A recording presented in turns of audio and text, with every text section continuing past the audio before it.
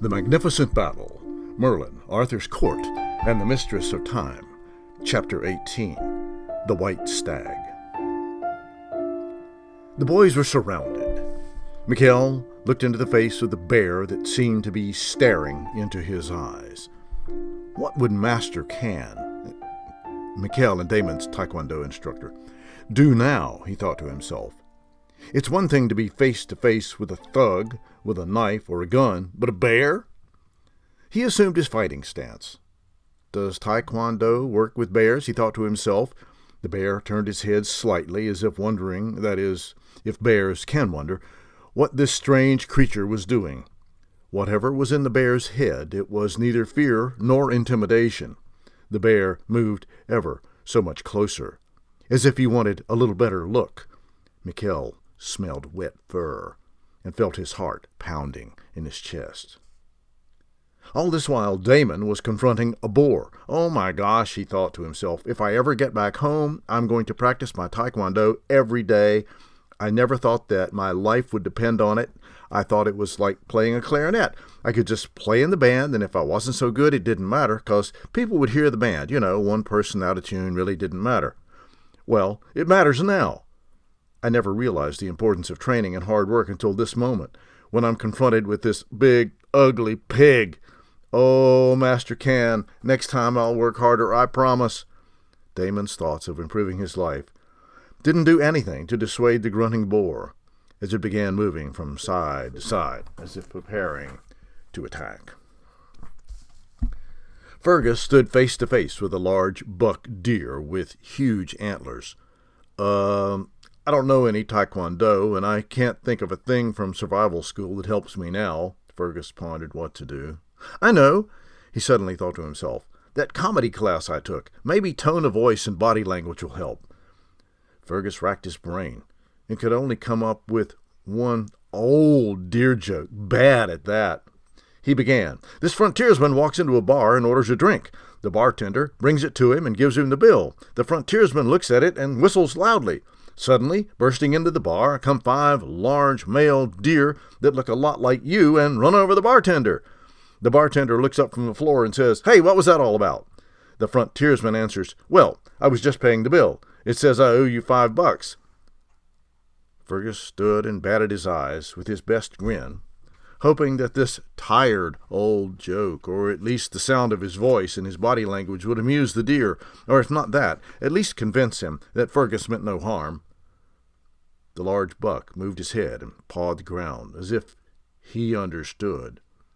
What Fergus didn't understand was that not only did he understand, he was angry that Fergus seemed to be making fun of deer. Fergus' smile melted into a frown when the big deer began pawing the ground the way a bull does before charging a matador. The animals tightened their circle. The large, majestic white stag stood back from the circle, as if he were somehow in charge, or, on the other hand, as if this was the creature that all the others were protecting. 2 of the largest boars stood beside him, as if forming a kind of bodyguard. There wasn't much time for thinking about animal hierarchy, however. The boys crouched inside their shelter and prepared for the fight of their lives. "Ready?" Mikel asked the others. "No," said Fergus. "No," said Damon. But ready or not, they were all thinking that the best outcome of this would be a serious, old-style butt-kicking. And the worst would be, well, none of them wanted to think about that. Then something happened. The animals backed away ever so slightly. "I think we'd have intimidated them," Fergus said. The other 2 boys wondered if Fergus were still trying to practice stand-up comedy.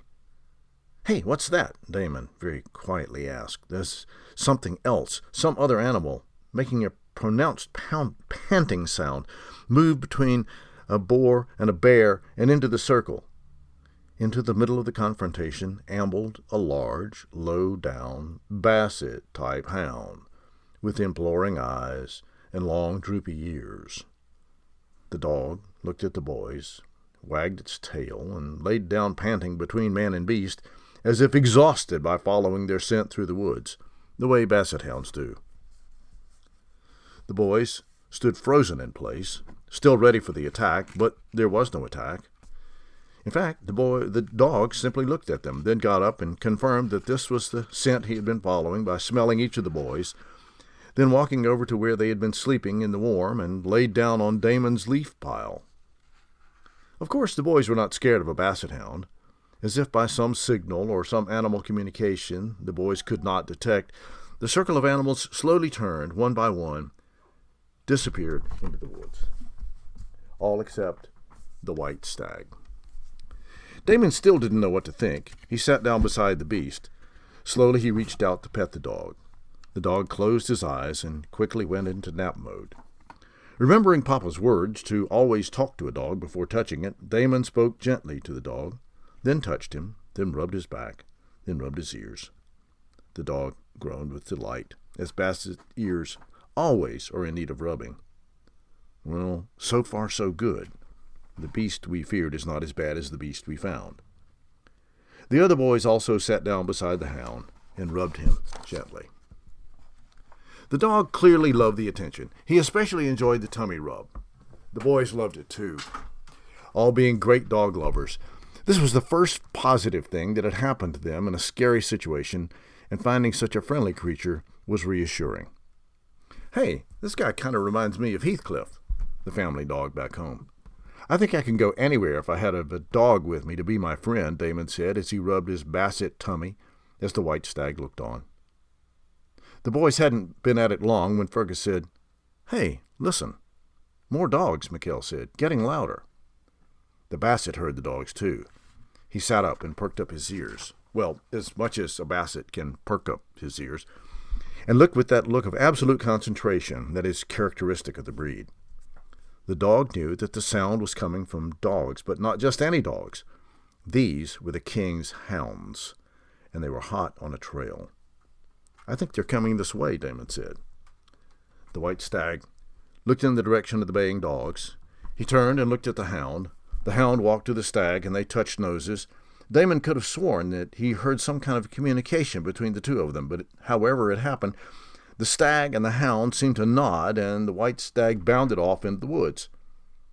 "Can you believe that?" asked Mikel. "Can you believe that a deer would come so close to us in the woods?"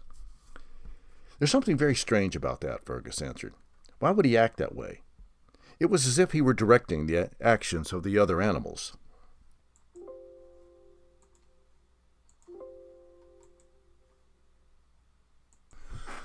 There was not time to finish the conversation. The dogs that they had been hearing suddenly appeared, noses to the ground, baying and howling as they came.